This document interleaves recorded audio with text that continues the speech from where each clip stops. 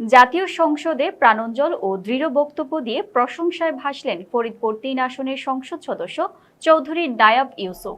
গত ২০ এপ্রিল তিনি অধিবেশনে ৪ মিনিট বক্তব্য প্রদানের সুযোগ পান। প্রাথমিক বক্তব্য শেষে অতিরিক্ত ১ মিনিট সময় চেয়ে নিয়ে তিনি প্রায় ৫ মিনিট গুরুত্বপূর্ণ বক্তব্য দেন, যেখানে ফরিদপুরবাসীর দীর্ঘদিনের বিভিন্ন দাবি জোরালোভাবে তুলে ধরেন। ফরিদপুর থেকে সিনিয়র রিপোর্টার মাহবুব চিশতি জানান, তিনি বলেন, আমাদের মাননীয় প্রধানমন্ত্রী ফরিদপুরের নির্বাচনী জনসভায় কথা দিয়েছেন ফরিদপুরকে বিভাগ ঘোষণা করবেন। আমি আশা করি অতি দ্রুত আমরা এই ঘোষণা শুনতে পাব। পাশাপাশি ফরিদপুর পৌরসভাকে সিটি কর্পোরেশন হিসেবে উন্নত করা, একটি পূর্ণাঙ্গ পাবলিক বিশ্ববিদ্যালয় প্রতিষ্ঠা এবং পদ্মা নদীর খনন কাজ দ্রুত বাস্তবায়নের উপর গুরুত্বারোপ করেন। এছাড়া ফরিদপুর মেডিকেল কলেজ হাসপাতালের উন্নয়ন ও সংস্কার এবং ঐতিহ্যবাহী পাট শিল্পকে আধুনিকায়নের মাধ্যমে এগিয়ে নেওয়ার জন্য সরকারের প্রতি জোর দাবি জানান তিনি। চৌধুরী নায়াব ইউসুফের তথ্যভিত্তিক ও জনমুখী এই বক্তব্য সংসদ সদস্যের দৃষ্টি আকর্ষণ করে এবং সামাজিক মাধ্যমেও ফরিদপুরবাসীর মধ্যে ব্যাপক সাড়া ফেলে। আর এই ৫ মিনিটের দেওয়া বক্তব্য যেন ফরিদপুরবাসীর হৃদয়কে ধারণ করে নিয়েছে। বিভিন্ন সামাজিক যোগাযোগ মাধ্যমেও ফরিদপুরবাসী চৌধুরী নায়াব ইউসুফকে প্রশংসায় ভাসাচ্ছেন। এ বিষয়ে CNN বাংলা টিভির সাথে কথা বলেছেন ফরিদপুর জেলা পরিষদের প্রশাসক ও ফরিদপুর জেলা বিএনপির সিনিয়র যুগ্ম আহ্বায়ক আফজাল হোসেন খান পলাশ, ফরিদপুর মহানগর বিএনপির সিনিয়র যুগ্ম আহ্বায়ক এবি সিদ্দিকী মিতুল ও মহানগর যুবদলের সভাপতি বেনজির আহমেদ তাবরিজ। ফরিদপুরবাসী গত ১৭ বছর বঞ্চিত, লাঞ্ছিত। তারা উন্নয়নের নামে তাদেরকে যে ধোঁকাবাজি করা হয়েছে, তাদের বিভাগ ঘোষণা হবে ফরিদপুর, সেটা ১ যুগ ধরে ফরিদপুরবাসীকে ধোঁকা দেওয়া হয়েছে।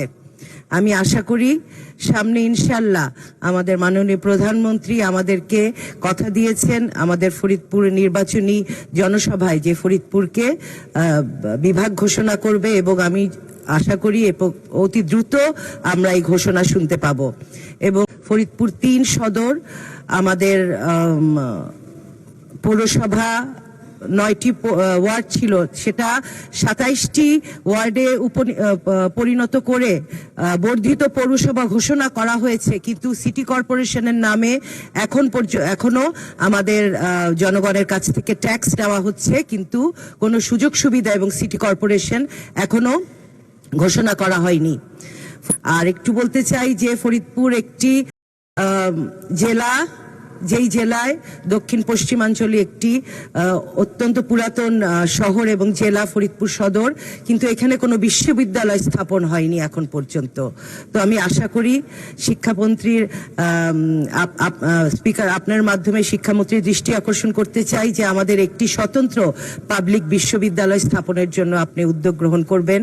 এবং আরেকটি যে ১৯৯২ সালে আমাদের ২৫০ বেডের একটি মেডিকেল কলেজ হাসপাতাল প্রতিষ্ঠিত হয়েছিল, সেই হাসপাতাল পরবর্তীতে ৫০০ বেড এবং ১০০০ বেড ঘোষণা করা হলেও এখন ওখানে যারা চিকিৎসা নিতে যায় তাদের বেড নেই। এর জন্য সরকারের যথেষ্ট উদ্যোগ নেয়ার জন্য আমি অনুরোধ করছি। গত ২০ তারিখে জাতীয় সংসদে আমাদের ফরিদপুরের জনপ্রিয় সংসদ সদস্য, আমাদের প্রাণপ্রিয় নেতা চৌধুরী কামাল ইউসুফ সাহেবের সুযোগ্য উত্তরসূরি চৌধুরী নায়াব ইউসুফ সংসদে ফরিদপুরের উন্নয়নমূলক কাজ, বিশেষ করে জাতীয় একটি স্বতন্ত্র বিশ্ববিদ্যালয়, ফরিদপুর বিভাগ, ফরিদপুর সিটি কর্পোরেশন, নদী ভাঙন সম্পর্কে জাতীয় সংসদে তিনি অত্যন্ত গুরুত্বপূর্ণ বক্তব্য রেখেছেন। এই বক্তব্য ফরিদপুরের মানুষের দীর্ঘদিনের চাহিদা তিনি ব্যক্ত করেছেন। আমরা জাতীয় সংসদ সদস্য হিসেবে তার জীবনের প্রথম বক্তব্যে তিনি ফরিদপুরের এই সব সমস্যার কথা তুলে ধরেছেন। আমরা ফরিদপুরবাসী অত্যন্ত আনন্দিত এবং তাকে মোবারক জানাই, ধন্যবাদ জানাই, এই কারণে যে এটা ফরিদপুরের মানুষের দীর্ঘদিনের চাহিদা ছিল।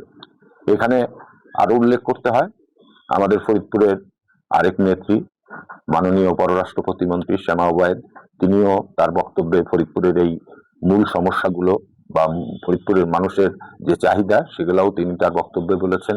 আমাদের ফরিদপুর ৪ সংসদীয় আসনের জনপ্রিয় সংসদ সদস্য সাবেক ছাত্রনেতা শহীদুল ইসলাম খান বাবুলও বলেছেন এই সমস্যাগুলোর কথা।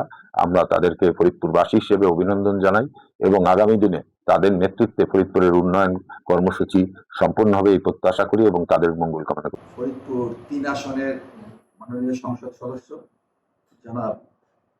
জনাব নায়েব ইউসুফ যে গত 20 তারিখে যে সংসদে বক্তব্য দিয়েছেন, তার এই বক্তব্য ফরিদপুরের মানুষের আশা আরো জাগিয়ে তুলেছে।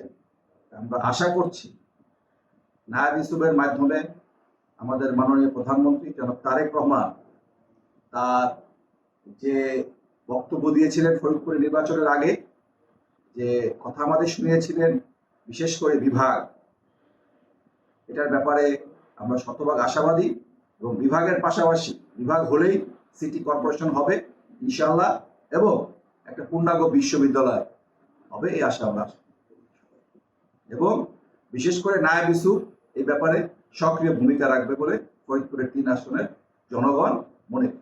মহান সংসদ ফরিদপুর সদর 3 আসনের মাননীয় সংসদ সদস্য চৌধুরী নায়েব ইউসুফ উনি আমাদের ফরিদপুরবাসীর দাবিগুলোকে অল্প সময়ের মধ্যে তুলে ধরেছেন। আপনারা জেনেছেন যে ফরিদপুরে পাবলিক বিশ্ববিদ্যালয়ের কথা বলেছেন, ফরিদপুর বিভাগ এবং সিটি কর্পোরেশনের কথা বলেছেন, 500 বেড হাসপাতালের বিভিন্ন উন্নয়নের কথা বলেছেন, সংস্কারের কথা বলেছেন, পদ্মা ব্যারেজের কথা বলেছেন। পাশাপাশি ফরিদপুরের সার্বিক উন্নয়নের বিষয়ে অল্প সময়ের মধ্যে অত্যন্ত সুন্দরভাবে সাবলীলভাবে উনি তুলে ধরেছেন এবং আমরা মনে করি, ফরিদপুরবাসী মনে করে যে নায়েব ইউসুফের হাত ধরে এবং বর্তমান সরকার প্রধানমন্ত্রী তারেক রহমানের হাত ধরে ইনশাআল্লাহ এই সমস্ত উন্নয়ন সম্পন্ন হবে।